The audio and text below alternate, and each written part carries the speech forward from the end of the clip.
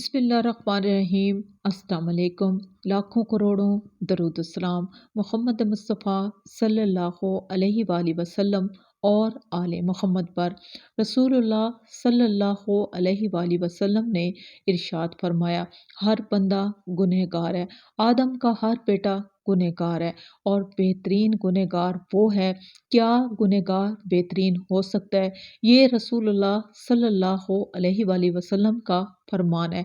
हाँ, बेहतरीन गुनहगार वो है जो गुनाह करने के बाद अपने गुनाह पर शर्मिंदा अफसरदा हो जाए और रब के सामने अपने हाथों को फैला दे।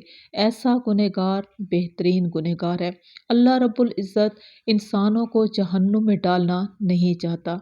अल्लाह रब्बुल इज़्ज़त अपने बंदों पे जुल्म करने वाला नहीं है, बल्कि अल्लाह रब्बुल इज़्ज़त ने अपने अर्श अज़ीम के ऊपर एक इबारत को तहरीर करवा दिया कि मेरी रहमत हमेशा मेरे गज़ब के ऊपर गालिब रहेगी।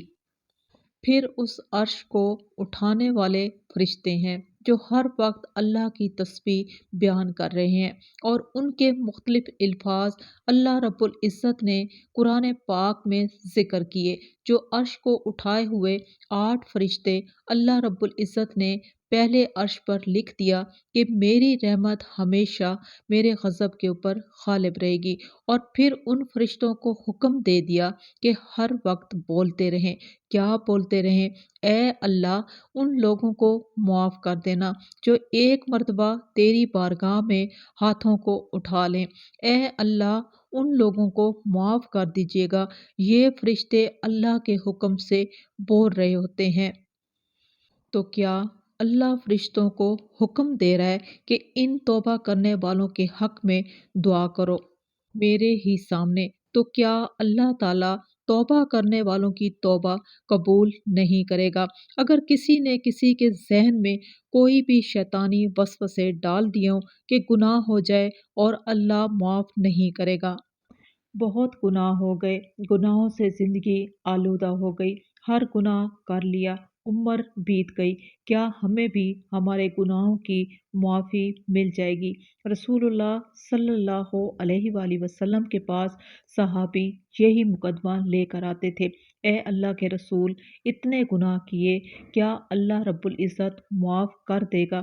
एक सहाबी के बारे में अजीब तस्करा हदीस में मिलता है। रसूलुल्लाह से पूछने लगा, ये गुनाह वो गुनाह क्या अल्लाह माफ़ कर देगा? रसूलुल्लाह ने फरमाया, तौबा से, इस्लाम से हर गुनाह माफ़ हो सकता है। तो वो सहाबी उछलता हुआ अल्लाह अकबर के नारे लगाता हुआ वहाँ से चला गया। सारी उम्मत को ये पैगाम दे दिया, आप जितने मर्जी गुनाह लेकर आ जाएं, ए इब्ने आदम, तू अपनी उम्मीदें मुझसे वाबस्ता कर ले, यानी अल्लाह से, और फिर तू आसमान भर कर गुनाह लेकर आएगा।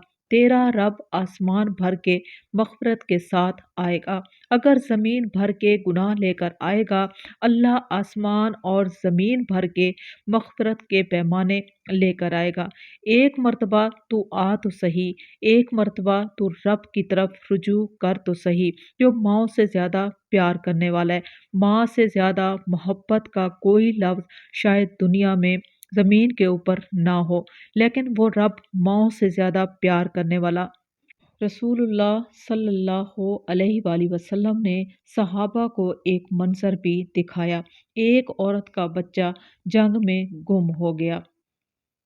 बेचैन और बेकरार चूम रही है और अपने बच्चे को गले लगा रही है। रसूलुल्लाह सल्लल्लाहु अलैहि वसल्लम ने सहाबा को कहा, क्या ये औरत अपने बच्चे को आग में डाल देगी? सहाबा ने कहा, नहीं या रसूलुल्लाह, ये कैसे हो सकता है कि माँ अपने बच्चे को आग में डाल दे? तो तुम क्या समझते हो, तुम्हारा रब वैसे ही तुम्हें आग में डाल देगा। तुम्हारा रब तुम्हें मौका देगा, तुम्हें मोहलत देगा। ज़िंदगी में हर शख्स को ये मोहलत मिलेगी, हर बंदे को ये मोहलत मिलेगी कि कभी तो अपने रब की तरफ पलटे, कभी तो अपने अल्लाह से माफ़ी मांग ले, कभी तो अपने रब की तरफ रुजू कर ले, कभी तो अपने रब की तरफ लौट आए।